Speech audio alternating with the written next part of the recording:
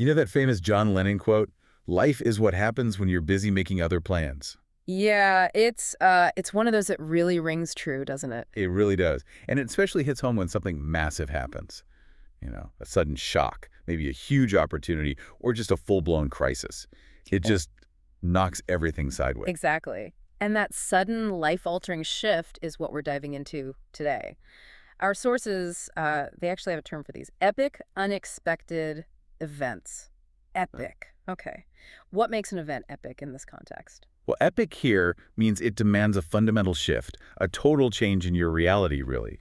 And yes, this definitely includes the really tough stuff, the negative shocks like the death of someone close, a divorce, losing your job unexpectedly. Right, the things we typically think of as crises. But here's the crucial part, and this is really interesting. Epic events also cover the positive things, the wonderful, life-changing moments that are still totally disruptive. Like what? Good disruptions. Think about getting married. Or having a baby. Or maybe landing that big promotion, but it's in a different city.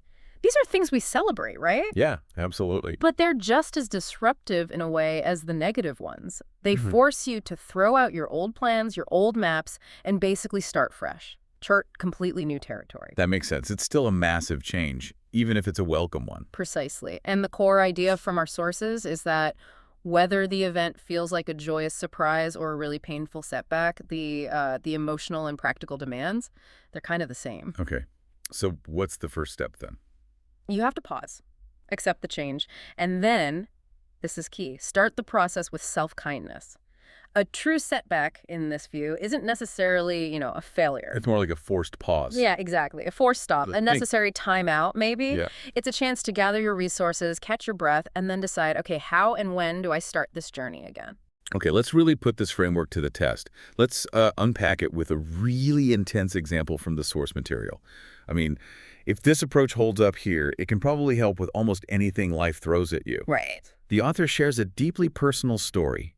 It's about their older sister, Lucy, who was murdered back in December 1996. And the details of what happened, they really underline the sheer shock an unexpected event can deliver, just out of the blue. Completely.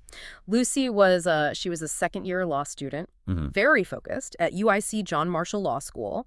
She was actually home studying for an exam. Okay. And a maintenance worker broke in. He thought the apartment was empty. When she surprised him, he strangled her. Just devastating. And the immediate aftermath. It was just a blur, as you'd expect. The police caught the worker quickly. Apparently, they found him with one of Lucy's monogram towels. Wow. And then, 10 days later, he committed suicide in jail. So just layers of trauma. How did the author describe their own initial reaction? Well, first, it was physical, feeling completely numb. The author used the image of being run over by a semi-trailer truck, just flattened. I can only imagine. But what's really fascinating psychologically is this immediate, almost analytical impulse to take control. Oh, interesting. Like jump into problem-solving mode. Exactly. The author recalled instantly thinking, okay, I need to carry my parents through this, assuming they'd be completely shattered, unable to function. Right. Taking on the burden. But they quickly realized they'd totally underestimated their parents' own strength, their ability to navigate this unbelievable shock.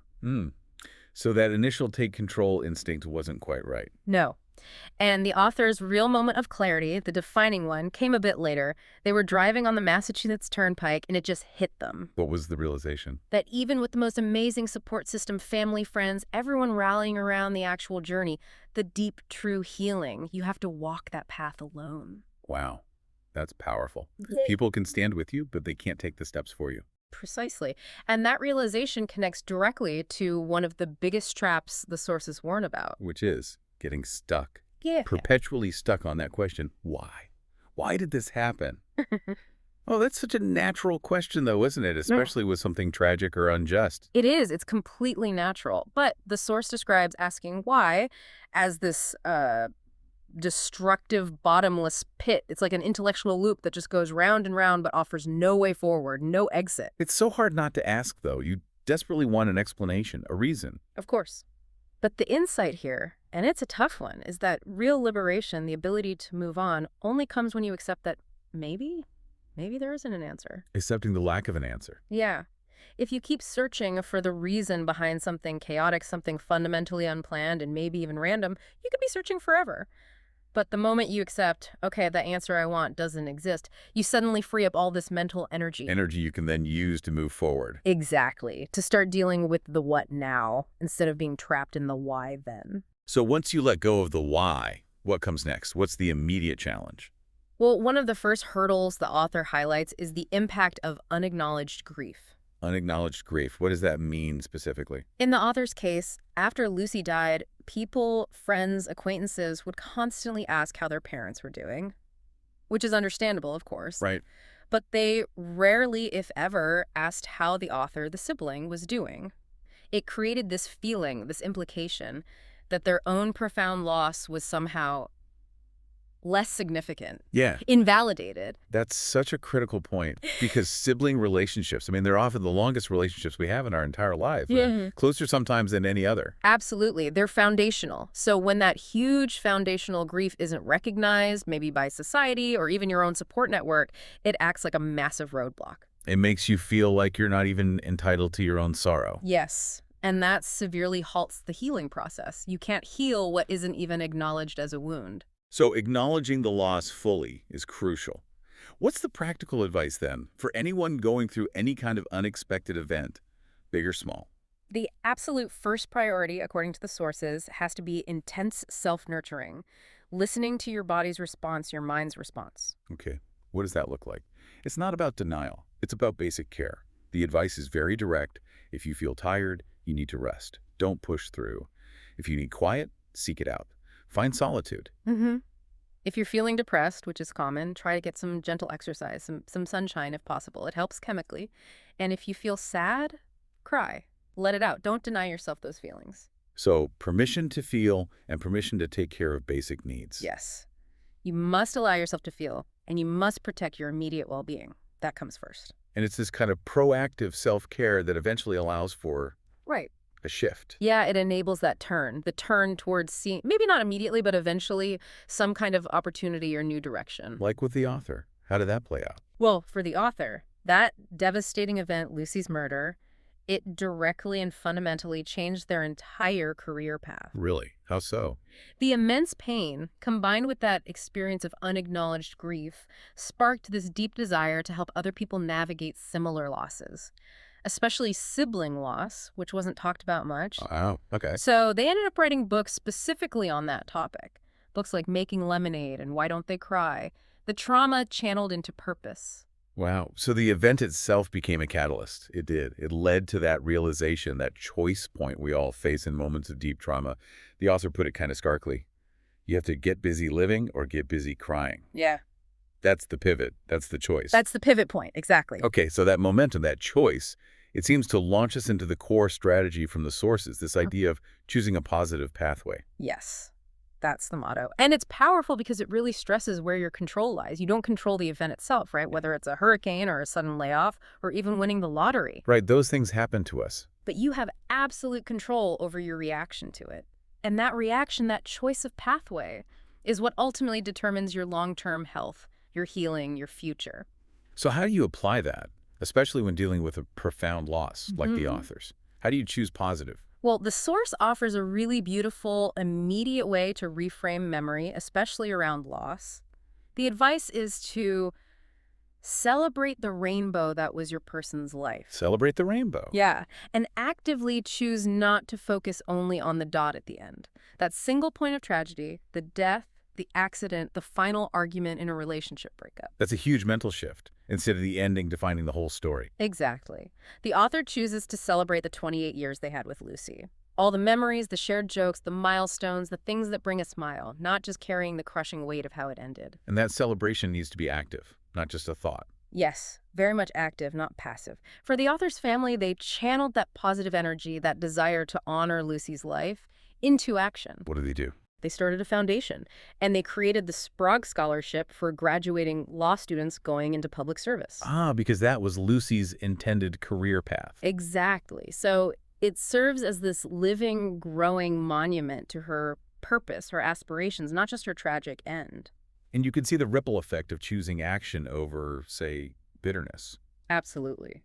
The source gives a specific example. One of the SPOG scholars went on to start a veterans law clinic in Chicago. Wow. And that clinic is still running strong today. It's helping veterans get critical benefits they need. It literally transforms lives, all in Lucy's memory. It really proves the principle, doesn't it? Mm-hmm. Channeling that energy positively is so much more rewarding, ultimately, than letting bitterness consume you over what was lost. Profoundly more rewarding. And that leads us to the next critical, practical phase, strategic reflection. But there's a really important step before you start making big plans. Okay, what's that? The sources really emphasize this. Delay decisions. Delay decisions. But wait, if you've just lost your job, or maybe your house burned down, the pressure to make decisions immediately feels intense, right? How can you delay? That's a really valid, real-world point. The delay isn't about doing nothing indefinitely. It's about pausing long enough to regain some equilibrium. Maybe a few weeks, maybe a month, depending on how severe the shock was. Why is that pause so critical? Because the sources argue that decisions made from a state of shock, whether it's negative shock like job loss or even positive shock like unexpectedly meeting the one, are likely to be flawed. You're running on adrenaline or fear or euphoria. So, if you lose your job, Yeah. don't just jump at the first offer that comes along. Maybe not. The advice might be, take a few weeks off first, even if it's just a short, inexpensive break. You need space to clear the trauma, to let the emotional dust settle so your rational brain can actually catch up. Okay, so it's about avoiding huge commitments, buying a house, signing a long-term contract while you're still emotionally reeling. Exactly. This restoration period, this pause, it's really preparing your mind for the next stage. Which is the strategic reflection part. Yes. Yeah. And this is where psychology comes in. The sources bring up the research of Martin Seligman, the American psychologist known for his work on learned helplessness. Learned helplessness. Yeah. That's when you feel so powerless in a bad situation that you just stop trying to change it, Right. even if change is actually possible. Precisely. It's that psychological surrender. You've learned to be helpless. So what's the antidote? Optimism. Seligman found that optimism isn't just an innate trait, it can actually be taught.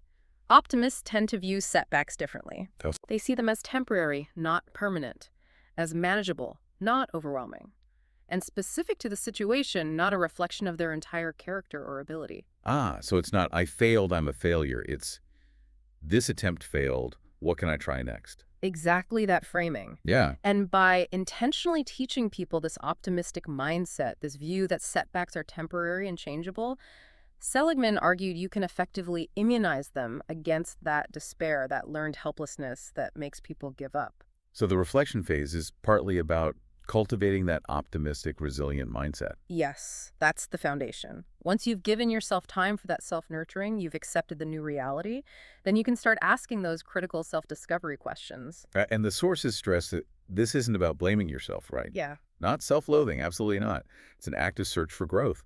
You start asking things like, okay, what if anything is good about this situation? Even if it's just newfound freedom or a chance to reset, how can I view this whole thing as an opportunity for growth? And maybe, who can help me and who can I help? Yes, that's a huge one. Connecting with others, both for support and to offer support, is vital. It pulls you out of isolation. And this connects to another phrase from the source.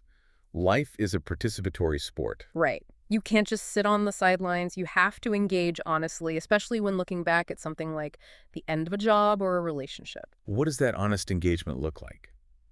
It means asking yourself truly honestly, how did I contribute to this situation? To the dynamic, to the breakdown? You can't heal or change what you refuse to even acknowledge. Okay, let's make that concrete. Say you got laid off. The honest assessment isn't, was I a bad employee? But maybe it's asking, did my tendency to avoid conflict allow a toxic dynamic to fester? Or what boundaries would I set differently in my next role? And the source mentioned a really potent question, too, about addiction to drama. Yeah, that's a tough one, but important. Am I perhaps drawn to chaotic situations? Do I seek out toxic relationships or volatile workplaces? Because on some level, they feed a need for drama or intensity. Wow, that requires some serious self-reflection. It does, because if you realize you do have a pattern of seeking out chaos, you have to figure out, okay, how can I meet those underlying needs, maybe for excitement or intensity, in a healthier, more constructive way, instead of repeating destructive cycles? So how do you stop yourself from spiraling into those negative thoughts or destructive patterns, especially when you're feeling vulnerable? There's a cognitive technique the sources recommend. It's about actively intercepting negative internal chatter. Okay, like what? So Imagine you're worried maybe about the economy, and the thought pops into your head, things are terrible, they'll never get better for me. Yeah, that kind of catastrophic thinking. Right. The technique is the instant that thought occurs, you pause and you challenge it directly. Ask yourself, is that really true? Where's the actual evidence for that? Hmm. Ah, demanding proof from your own negative thoughts. Exactly. The moment you demand evidence, you engage your rational brain. You interrupt the emotional panic spiral. Maybe the evidence shows you actually have a strong network, or in-demand skills, or savings. You confront the fear with facts. That stops a negative story from just taking over and becoming your reality. Precisely. It prevents that narrative of failure or hopelessness from cementing itself. Okay, so we've paused, reflected, started reframing. Let's wrap this up with those final, practical, epic action steps. Moving from thinking to doing. Right. The first piece of advice here is really practical. Listen to your body and brain, specifically about when you check your progress. What do you mean? Don't check measurable milestones like how far you've come on a project or weight loss or job applications sent when you're tired or irritable or hungry. What? Okay, why not? Simple psychology, really. Huh. When you're depleted, your brain is wired to focus on the negative. You'll zoom in on what you haven't achieved, the 3% failure, and ignore all the progress you've actually made. And that just leaves you feeling frustrated and like giving up. Exactly. So approach those progress checks when you're feeling relatively upbeat and energized. Your perspective will be more balanced. That makes sense. So if a goal isn't quite met yet, you're more likely to have that constructive, not yet attitude, instead of the destructive, I failed declaration, yes. Okay. And then the source gives that concise list of actions, right? Yeah. The 4 essential epic actions to break inertia. Yeah, it's a really powerful, simple list for when you've done the pausing and reflecting and need to get moving again. Number 1, get exercise, specifically physical activity to break the biochemical cycle of depression and stagnation. Okay. Number 2, Breathe deeply and consciously. Sounds basic, but it resets the nervous system, calms the fight or flight response. 3, Find a creative outlet, something totally different. Paint, dance, play music, write, garden. Anything that channels that pent-up emotion or trauma into expression, not just thought. and the last one. Reconnect with friends. Actively reach out and utilize your support network. Isolation fuels despair. Connection fuels resilience. Exercise, breathe, create, reconnect. Simple but powerful. Very. So ultimately, what this deep dive really highlights for you, the listener, is the importance of processing these epic events, these setbacks, thoroughly, not just rushing through them. Yeah, it's not about bouncing back instantly. It's about integrating the experience. And remembering that loss comes in so many shapes and sizes. It's not just death. It could be the loss of a job, a dream, a relationship, your health. And whatever that weight is, you're definitely not alone in feeling it. Absolutely. Which brings us back to that really poignant closing thought from the sources, the one about the rainbow. Right. When dealing with a loss, focus intensely on the rainbow that was that person's life, Or the positive experience of that job or that relationship. but not the black dot that marks the end. Hmm. Choose to focus on the whole spectrum, not just the final point. It's a powerful reframe. It really is. So since we know life is a participatory sport, here's the final thought we want to leave you with, something to mull over. If you focus on the 97%, let's say, the vast majority of positive experiences, the good things that happen, even in situations that eventually ended, how could deliberately shifting your focus to that 97% help move your energy away from dwelling on the 3% that represented the failure or the loss? How can nurturing what felt good inform how you plan your future steps?